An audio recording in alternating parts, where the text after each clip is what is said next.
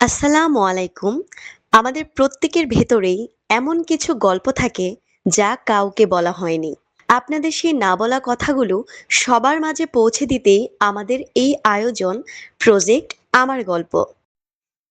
আমাদের কাছে এক আপু তার জীবন সংগ্রামের কিছু কথা লিখে পাঠিয়েছে, সেটাই পড়ে শোনাচ্ছি।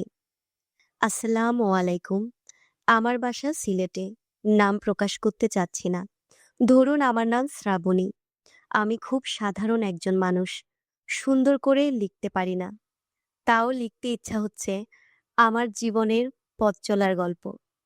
আমি মধ্যবিত্ত পরিবারের বাবা-মায়ের অতি আদরের ছোট মেয়ে ছিলাম।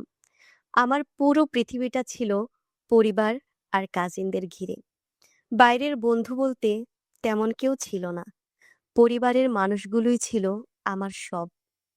খুব বেশি ধন-সম্পদ হয়তো ছিল না আমাদের, কিন্তু বাবা-মায়ের আদরের কোনো কমতি ছিল না। আমি সবসময়ই চেয়েছি যেন সবাই ভালো থাকে। তাই নিজের ইচ্ছার চেয়ে সবার কথা মেনে চলাকেই প্রাধান্য দিয়েছি। বড়দের কাছে হয়তো আমি সবসময় গুরুত্ব পাইনি, কিন্তু বাড়ির ছোট, ছোট বাচ্চাগুলো আমাকে ভীষণ ভালোবাসত।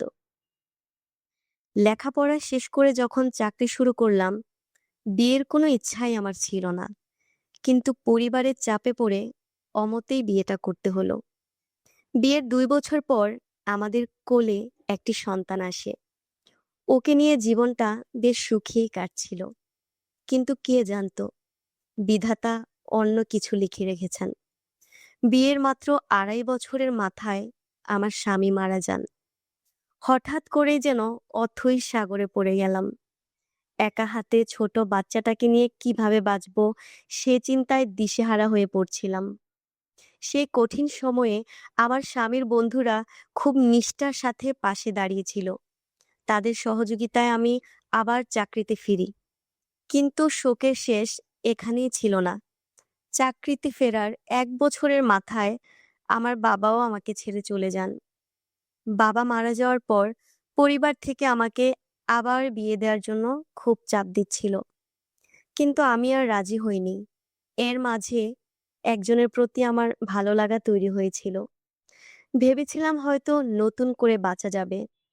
কিন্তু কিছুদিনের মধ্যেই জানতে পারলাম তার বিয়ে হয়ে গেছে। অগত্যা সব আশা ছেড়ে দিয়ে আমি এখন আমার সন্তানকে নিয়েই আছি। অনেক মানুষের ভিড়ে বড় হওয়া সেই ছোট্ট মেয়েটা আজ তার সন্তানকে আঁকড়ে ধরে একদম একা। দিন বদলায়, কিন্তু নিজের সাথে নিজের লড়াইটা চলতেই থাকে। আমি একা নই। আমি আমার সন্তানের স্বপ্ন আর নিজের সাহসের সাথে আছি। এটাই এখন পর্যন্ত আমার জীবনের আপডেট। আল্লাহ হাফেজ। আপনি যদি আপনার জীবনের কোনো অভিজ্ঞতা বা বিশেষ কোনো গল্প আমাদের মাধ্যমে শেয়ার করতে চান, তবে সরাসরি মেসেজ করুন আমাদের ফেসবুক পেজে।